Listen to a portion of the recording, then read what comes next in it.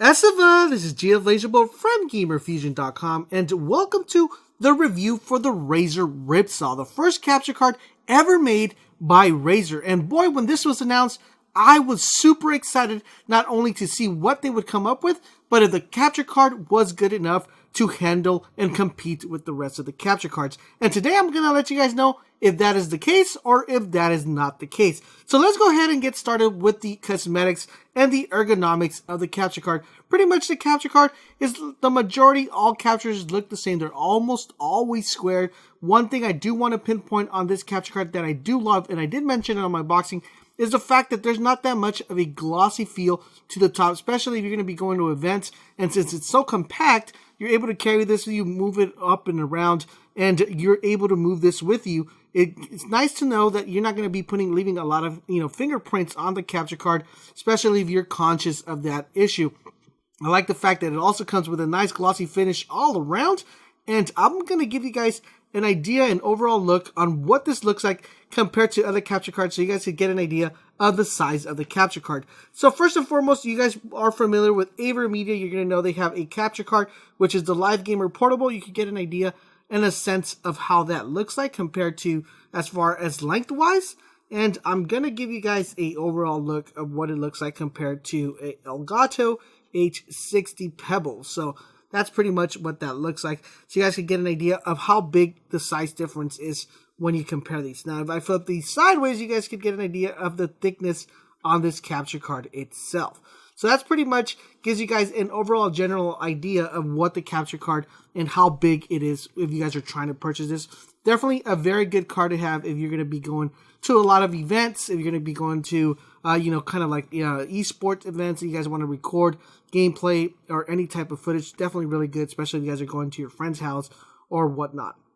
So overall, let's talk a little bit more about what the card does and how it performs. So one of the first things I want to let you know, guys, that I'm very picky when it comes to cable organization. That's pretty much when you guys have stuff on your desk, you're going to want to make sure it looks organized and neat. One thing I do like about this capture card is that all the components are on the back. So for example, you can plug in your component, the power cable, which is the USB 3.0.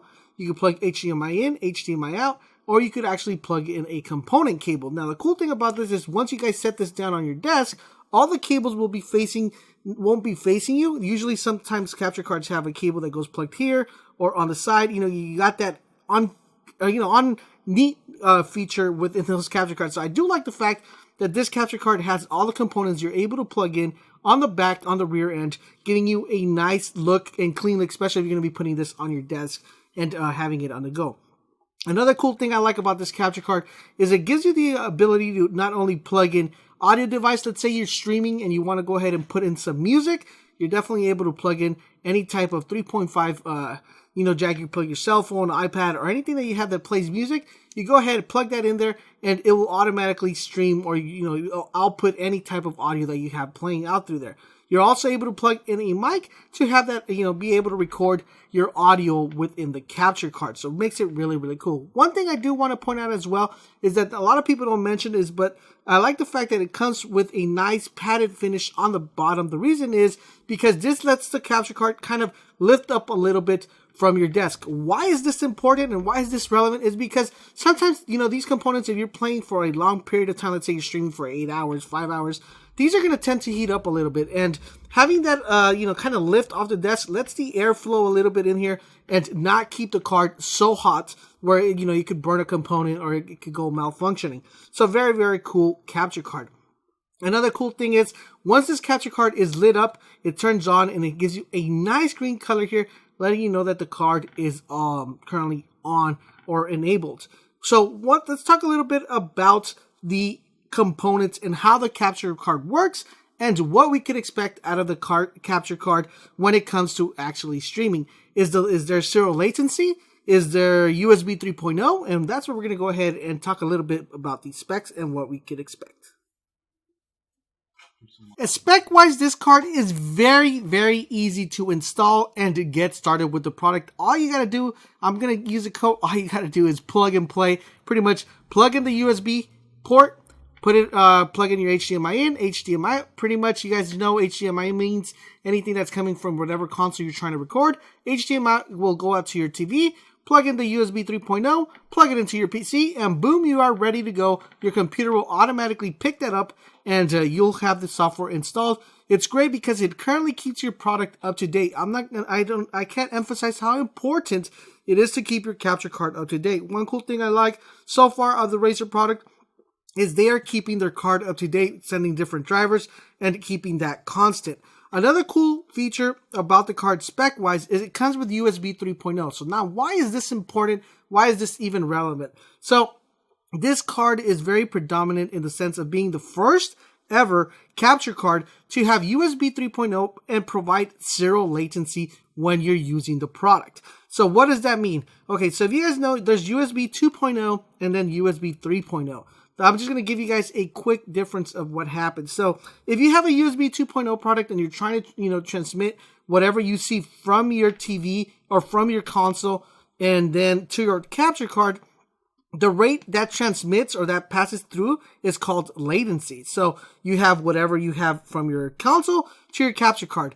USB 3.0 only has a certain amount of range that it could put that signal towards your capture card, and then from your capture card, from your console to your capture card. USB 3.0 allows you to transmit that even more of a distance, giving you the advantage of whatever you see on your console, you'll see on your capture card and transmit it to your audience. Now, this capture card is great. I mean, extremely great for anybody that's trying to live stream. If you're looking for a capture card, that's going to be very good for you. If you're trying to live stream or get your live stream going, this is the card to go with. Basically, this card comes not only with the ability to allow you to plug in your mic and start recording, plug in any type of music device and start transmitting that as well, but also it works with XSplit and it works with OBS. You guys, if you guys are into streaming, you guys are already familiar with these products. They come with very nice features, and this capture card allows you to actually enhance that product or enhance the XSplit and OBS and transmit and output through this device. Now, why is this card so beneficial if you're trying to say, well, I could always get an internal capture card, or, there's other capture cards out there. What makes this capture card totally different than any other card? The biggest difference between this card and any other additional card, first of all, foremost, is the USB 3.0. Yes, there are a couple cards that have USB 3.0 features, but this one gives you zero latency. Another cool thing about this capture card is if you have a laptop and you're trying to run your setup through a laptop, you're not going to be able to plug in an internal, capture card into your PC. This capture card allows you to not only have that feature to plug it with your laptop, but it also gives you the feature of taking it to the go in case you're going to any sort of event. Now, the card doesn't come with a specific software. If you guys are familiar with Elgato or AverMedia, they come with a software that allows you to actually record gameplay when you're not streaming.